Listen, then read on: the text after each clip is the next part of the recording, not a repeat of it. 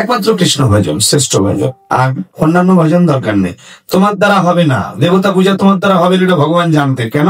কারণ দেবতা পূজা করতে গেলে সবার আগে প্রসাদ ভুজি হতে হবে। কয়জন মানুষ দেবতা পূজা করে প্রসাদ ভুজি নেই? সারা বছর ধর্মের খবর নাই, বাবা মার খবর নাই, ওই দুর্গা পূজা আসলে মদকে বলো দুর্গা মাইকে। আচ্ছা, এটা কি ধর্ম ভাই না ভণ্ডামি? কোনটা করো? সারা বছর ধর্মের কোনো খবর নাই, একদিনও মন্দিরে গেল না, বাবা মার চরণ সেবা করলো না, একদিনও কোনো ধর্মের খবরই নাই। আবার এই সারা বছর আসলে বছরেই আগে বাস, তা আবার অনিয়ম। তুমি যে মদ খেয়ে ধর্ম করবা, মদ খেয়ে অঞ্জলি দিবা খাসির মাংস খেয়ে, তা তোমার মনে হয় যে দশমের দিন খাসির মাংস খেয়ে মদ খেয়ে বলো দুর্গা মাই করে অঞ্জলি দিবা, তোমার হাতের অঞ্জলি মা দুর্গা নিয়ে নেবে? মা দুর্গা পাগল? দুর্গার মতো মা পৃথিবীতে যতগুলো বৈষ্ণবী রয়েছে তার মধ্যে শ্রেষ্ঠ বৈষ্ণবী হচ্ছে মা দুর্গা। হ্যাঁ, আর তুমি দশমীর দিনে, তাও একাদশীর আগের দিন, হ্যাঁ, রাধে রাধে, ওরে বাবা, আগের থেকে অর্ডার হয়। আমার বাড়িতে 5 কেজি, আমার বাড়িতে 10 কেজি। ওইটা খেয়ে তো ধর্ম হবে ভাই? ওই ধর্ম না, ভণ্ডামি। আচ্ছা, এদের কি ছাড়বে ভগবান? বলেন তো আপনারা, এই যে যারা ভণ্ডামি করছে আমার ধর্মটাকে নিয়ে, এদের জন্য পাশের ধর্মগুলো আমাদেরকে বলছে, ওই দেখ হিন্দুদের ধর্মের চরিত্র দেখ। ছাড়বে মনে হয় এদেরকে ভগবান? ছাড়বে? যে নিজের মাকে কলঙ্কিত করে, তার থেকে পৃথিবীতে কুলাঙ্গার ছেলে আর আছে? তাহলে সনাতন তোমার মা নয়? যার গর্ভে জন্মেছি, সনাতনের গর্ভে জন্মেছি, তাহলে সনাতন আমার মা? তাহলে সনাতন যদি আমার মা হয়, তাহলে আমার মাকে আমি নিজেই কলঙ্কিত করছি আমার চরিত্রের দ্বারা। মদ খেয়ে পড়ে আছে, শিক্ষক বলছে কার ছেলে রে? অমুকের ছেলে। বাবাটা হলো ছেলেটা জানোয়ার হয়ে গেছে। জানোয়ার বললো কেন? আচরণ জানোয়ার। এই জন্য বলছে মানুষ খুলে জন্মিলে তাকে মানুষ বলা যায় না যদি মানুষের আচরণ না হয়। একটা ছোট্ট বাচ্চাকে স্কুল মাস্টারের কাছে দিয়ে গিয়ে মা বলছে, স্যার আমার ছেলেটা খুব দুষ্ট, একটু মানুষ করে দেন।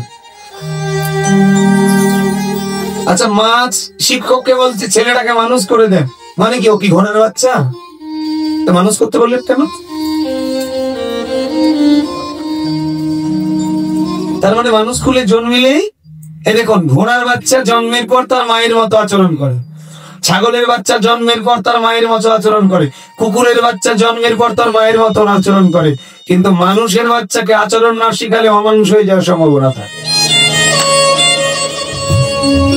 পশুদেরকে আচরণ শিখাতে হয় না, যে যার বাবা মার মতো আচরণ কর, কিন্তু মানুষের বাচ্চাকে যদি আচরণ না শিখাও তাহলে অমানুষ হয়ে যায়। অথচ পৃথিবীর শ্রেষ্ঠ, পৃথিবীতে যা কিছু সৃষ্টি করেছেন সকল সৃষ্টি শ্রেষ্ঠ জীব হচ্ছে মানুষ। অথচ সব থেকে বড় পাপগুলো বড় বড় পাপগুলো করছে মানুষ।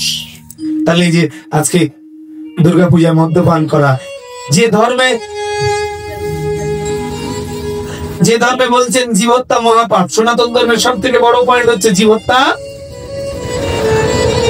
সনাতন গোস্বামীকে মহাপ্রভু বলেছেন, জীবে দয়া নামে রুচি বৈষ্ণবের সেবন, ইয়া হইতে আর কোন ধর্ম নাই, শোনো সনাতন। আবার স্বামী বিবেকানন্দ বললেন, জীবে প্রেম করে যেই জন।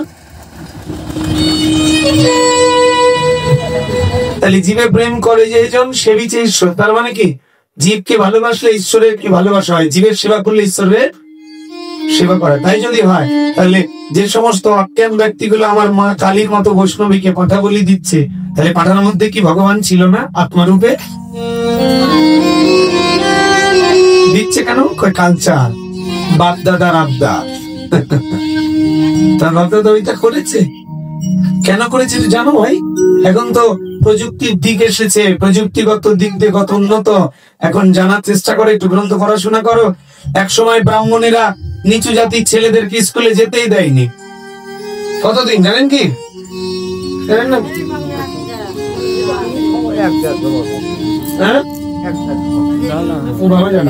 100 বছর পৃথিবীকে শাসন করেছে। প্রায় আমরা গ্রন্থ পেয়েছি 100 থেকে 150 বছর ভারতবর্ষকে ব্রাহ্মণেরা শাসন করেছে। ব্রাহ্মণ ছাড়া কোনো জাতির ছেলে স্কুলে যেতে পারে গেলে গলা কেটে নিয়েছে, না পা ভেঙে দিয়ে বাড়িতে ফেলে দিয়েছে। এত কড়া শাসন ছিল। 150 বছর ব্রাহ্মণেরা শাসন করেছে পৃথিবী, এই ভারতবর্ষকে।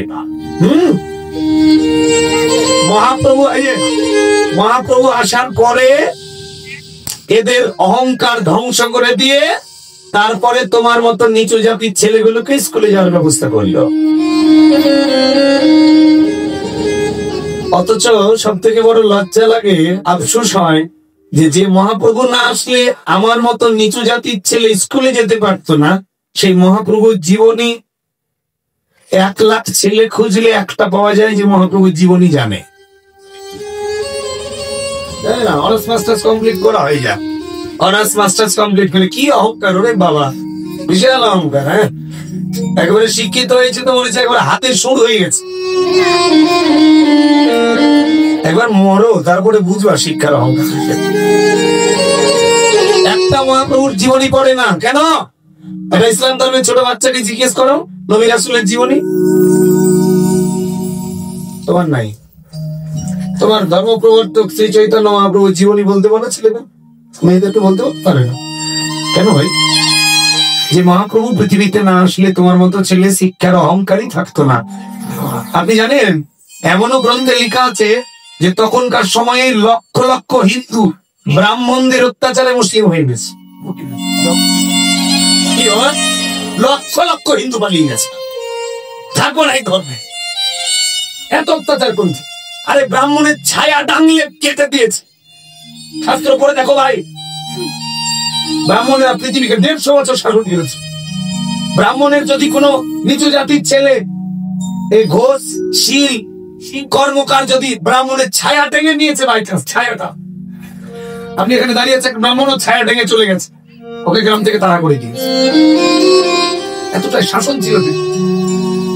আজকে যদি মহাপ্রভু না আসতো তাহলে আমার মতো এই একই জায়গায় বসে ব্রাহ্মণ ক্ষত্রিয় বৈশ্য শূদ্র এক জায়গায় বসে হরিনাম শুনতে পেতাম না ভাই।